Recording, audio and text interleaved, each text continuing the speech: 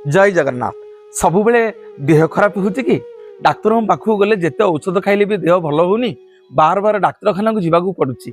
निवेदन करी जगन्नाथ महाप्रभुंकर अपूर्व कृपा प्रत्येक दिन जिते बड़े आपण मैंने शଯ୍ୟା त्याग करुछंती शोईकरी उठुचंती से सेजरे बसिकरी तीनोटी श्लोक गाइबे।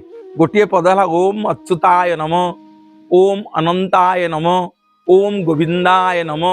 जिते बड़े आपण सेज त्याग करुछंती सकाळू सेज उपरे बसिबे आपण प्रत्येक दिन सकाळू ओम अच्युताय नम, ओम अनंताय नम, ओम गोविंदाय नम एतिकी मुंडिया मारिकी प्रणाम करी आपणकर नित्यकर्म करिवे।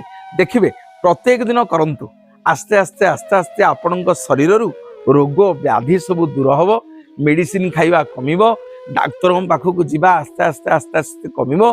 गोटे कथा निवेदन करी भागवत जगन्नाथ दास लिखिं कहि जगन्नाथ दास मूलटी अटई विश्वास। केवल जगन्नाथ को विश्वास करिया पड़िबो, भगवान प्रति विश्वास नथिले कौन कार्य आज्ञा संभव हेनी। पुणी आउ थे कहि आपण मानकु ओम अच्युताय नम, ओम अनंताय नम, ओम गोविंदाय नम। ये तीनोटी पद को प्रत्येक दिन शଯ୍ୟା त्याग कला बेले सेजरे बसिकी ओम अच्युताय नम, ओम अनंताय नम, ओम गोविंदाय नम करी आपण माने आपणकर नित्यकर्म आरंभ करंतु। देखिए